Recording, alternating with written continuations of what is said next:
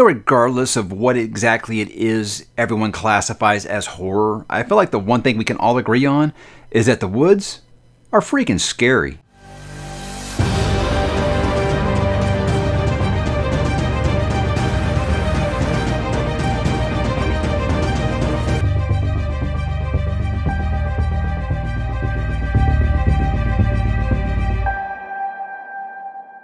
Hey, what's up, bookworms and constant readers? We are back one more time to go back into the multiverse. And today, guys, we're going all the way back to 1999 to talk about The Girl Who Loved Tom Gordon. Is my hand on the way there. This is a book that I think many people want to call a novella, myself included, because it is very, very short. But technically, it is still a novel, 222 pages. I think it goes by word count, not page count. But guys, this was a very, very interesting book to me when it came out because it followed up Bag of Bones, which followed up Desperation, which to me felt like, okay, King's starting to get right back into that horror groove, because I felt like this was 3 books in a row where he kind of tried to do something different, and this was 3 in a row where he's been like, okay, I'm going to go back into, ghost stories and scary monsters and things like that. And obviously, as a King fan, growing up in the 80s, that was something that I was very, very interested in. Before I move along, I want to talk about this pop-up book. Yes, there's a pop-up book for this absolutely terrifying story, because, when you think Stephen King, you think cutesy pop-up books, right? Is this thing the coolest or what? I did the wrong way. Here we go. So there's the forest there. Yeah, pretty cool.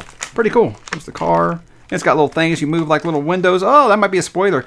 So you guys want to actually hear me talk about the book now. This is very, very cool, though. A viewer actually sent this to me. And yeah, such a neat thing. Okay, guys. So this one, like I said, read this back in the day, 1999, on release day when it came out. Read it in one sitting. It's amazing back then when I had so much more time on my hands than I do now. But it was this time, I think it was about 2 days. I did this over the course of 2 days. But again, it's just one of those that has the same feelings for me now, reading it 24 years later as it did when I was a much, much younger man. Well, we're going to talk about it, guys. But we're going to begin, like usual, talking about what is this book about. Now, during a 6-mile hike on the main New Hampshire branch of the Appalachian Trail, 9-year-old Trisha McFarland quickly tires of the constant bickering between her older brother and her recently divorced mother. But when Trisha briefly wanders off by herself, she becomes lost in a wilderness maze full of peril and terror. As night falls, Trisha has only her ingenuity as a defense against the elements, and only her courage and faith to withstand her mounting fears. For solace, she tunes her headphones to broadcasts of Boston Red Sox games and follows the gritty performances of her hero, relief pitcher Tom Gordon. And when the reception begins to fade, Trisha imagines that Tom is right there with her, the protector from an enemy who may or may not be imagined, and one who is watching her, waiting for her in the dense, dark woods. Guys, all the way back to 1999, this is The Girl Who Loved Tom Gordon. It's amazing about this. When it came out, I was like, really? Tom Gordon, like the relief pitcher for the Boston Red Sox? The same. And guys, if you know anything about Stephen King, you know he is a big baseball fan, a big Red Sox fan. So it wasn't really that shocking. But guys, let's begin. As per usual, let's go into what makes this book good or bad. I'm going to start with the good because I'm a very positive guy. I think this is peak Stephen King's sense of dread. I've always said I feel like no matter how old you get, there's a certain age where books can't really scare you anymore. What they can do is they can make you uncomfortable. That sense of dread and kind of that H.P. Lovecraft way. He's able to do that. And I think obviously the setting, it's very easy to do that. Because guys, I don't know if you've ever been in the woods. It can get kind of creepy, especially at night and if you're by yourself. Now imagine you're lost in it. The panic and the paranoia is going to go through the roof because every little sound you hear, and there's a lot of sounds in the forest, that is going to scare the life out of you. So he captures that very, very, very good. And what I think I really feel like this is almost a little bit of Joseph Conrad, Heart of Darkness, where you just kind of feel like that slow descent into madness because you don't know what's out there. You feel like there might be something out there watching you. There might be something stalking you. There might be something hunting you. And that's what makes this story so creepy. Again, just a slow descent into madness of our protagonist here, Trisha, a 9-year-old. So it's like, look, I am 44 years old, and I'm in the same exact position as Trisha. I don't know if I would hold it together as well as she does in this book. But, these are things that make you wonder while you're reading this book. Are these things actually happening, or is this hallucination? Because she does eat some, berries, which they tell you all the time, don't eat anything you find growing in the forest because it might be poisonous. So you don't know, is this causing hallucinations? Is she just, starving? Is she, suffering from pneumonia? These are all things that can cause, your imagination to run a little wild when it's already going to be doing in that situation. So I think that just kind of adds to the overall creepiness vibe of this book and makes you just always think that something is going to jump out from behind that next tree. And I just think that's just such a perfect setting. And let's talk about that setting. I think what really works in this book is the minimalist setting. The fact that you have one main character and you have just the forest. That's it. You don't got to memorize the town. You ain't got to memorize, like a Stephen King book, you don't have to know every single town and shop along the way in Council Rock here. You just need to know Trisha. You just need to know the forest. And I think that you can kind of get the story from there. And I think that's a nice focus. And it makes sense. With a book that's short, he can do that. He can not have to worry about world building, setting up a town, setting up a community, anything like that. He can just focus on this one character, and you're just inside her head the whole time. Very Gerald's Game, I feel like, in that way, where you're just in this one character's head, and you think, how am I going to get anything out of just from this character's point of view? Well, he does it really great because he is the king, obviously. But I love that setting. I think we can, again, because I said the woods are already scary.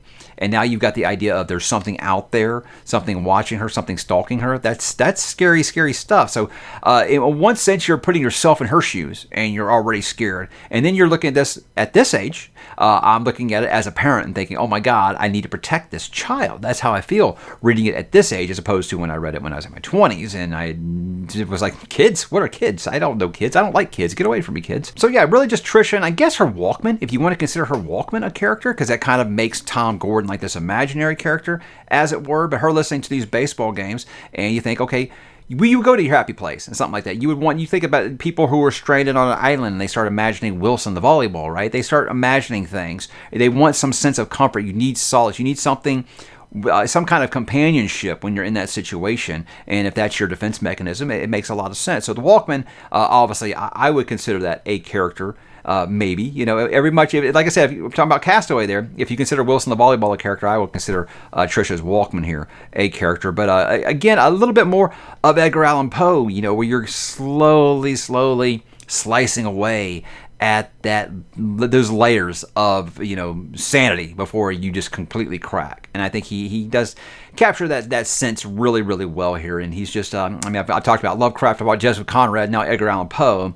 King is really tapping into the greatest of all time right there. So I think there's a little bit of all that stuff in here, and I think he does it really great. I have to say, King's love for America's pastime gives it quite the charm. Now, if you don't know anything about baseball, it might be kind of like, okay. And if you don't know anything about what was going on in 1999 baseball, you might be even more confused. But again, I don't feel like that you even have to understand that to really understand, okay, look, she loves the sport, and she loves this one player, and when she's in her darkest moment, she just goes to, hey, that favorite player is like my friend, and that friend is here to protect me. I think that just makes perfect sense for a 9-year-old to do, for sure. And what does King do really well? He writes kids better than just about everyone. But for me, one of the biggest things, I'm going to kind of non-spoiler it here. I'll talk about it a little bit more when I get into the multiverse connections. But with this, I love the antagonist here, the god of the lost, this entity in the forest. Let's just say it's an antagonist that you have seen in the multiverse before, and you get a little more layers, but you might miss it if you aren't really looking for it. It really is one of those things that you can kind of miss in that previous book, really more so than this one. But that antagonist is a returning multiverse character, and I'll talk about it more there in the end. But the God of the Lost, very creepy stuff. Very creepy stuff. And one of those things where you're like, again, is this actually happening? That's the thing. But for me, I'm thinking, yeah, this is actually happening because I read this antagonist in another Stephen King book, and similar shenanigans did ensue. How about the bad guys? The bad. Now, again, this might not be actually bad for me, but some things that might stick in your craw a little bit, so I want to bring them up. The ending is quite anticlimactic. Stop me if you've heard this one before. A Stephen King book has an ending that might not satisfy all audiences. For me, it was fine. I don't really know how else he would end the story without it being a really dark ending. So it didn't bother me a ton, but this just kind of plays into one of my biggest negatives. It's just too short, guys. With Stephen King books, I feel like anything under 300 pages, he's not really flexing his muscles doing the things that I love when Stephen King does, which is really get into character development stuff. Now you got one character, you're inside their head the whole time. There's not a ton you really need to do, but I get that. But again, short stories, novellas, they usually bum me out because I feel like right when they're getting good, they stop. If this had been expanded, there's other books where I'm like, hey, he should have cut 100 or so pages off this. This one where I'm like, I think he wish he had added about 100 pages, and I think he could have made this so much deeper. But again, I feel like he does land for what he was going for here. And if you don't understand baseball, I don't know if that's really going to it's going to really have the same effect for you.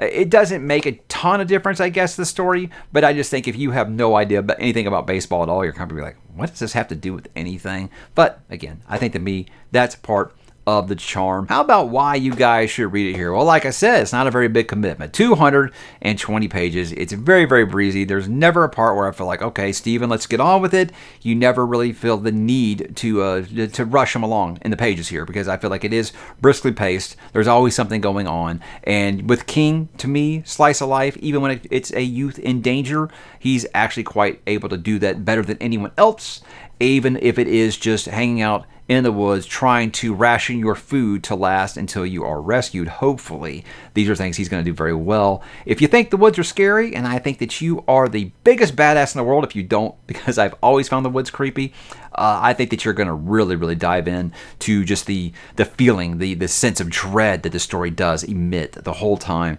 that you're reading it. If you like seeing King at his bare bones, really does just minimalist setting, like I said, not really feeling like he needs to do a lot of stuff. He doesn't have his famous detractions where he'll do something that he's ranting about in real life. He doesn't do any of that here. I feel like he really is able to just focus on Trisha and what she believes. And, he does like touch a little bit on, divorced parents and stuff. Obviously, that's something that's a 9-year-old would be going through maybe at this age, and dealing with that and trying to suppress those feelings. And then you're forced to kind of face them when you're alone with your thoughts in the middle of a deep, dark forest, right? But I love the setting, and I think it's really, really great. And if that's something that you're really, really creeped out by, I think it's going to hit a little harder for you than it would if you're just like, the woods, whatever, I live in the woods. I'm an outdoorsman. It might not bother you so much. For me, no thank you. No thank you. There's not enough mosquito repellent in the world. So for my final thoughts, guys, gotta say I enjoyed it every bit as much this read as I did on my first read. Like I said, I kind of looked at it as a parent this time. Instead of putting myself in Trisha's shoes, I put myself in her parents' shoes and thinking how panicked I would be if my kid was lost in the forest, and just feeling like I want to just kind of put a hand out and put her behind me and protect her from this god of the lost, right? But I liked it a lot more than I think I did, because the first time I didn't really understand that this antagonist was a returning antagonist. It just made the multiverse feel bigger this time, It was something that I realized after the fact when someone pointed it out to me. I was like, oh my God, you're right. This time reading it, knowing that, I was like, yes, I see all the stuff that I kind of missed. It makes the multiverse feel bigger. That's always something that I am a fan of. But I just kind of, this one's going to kind of seem kind of petty.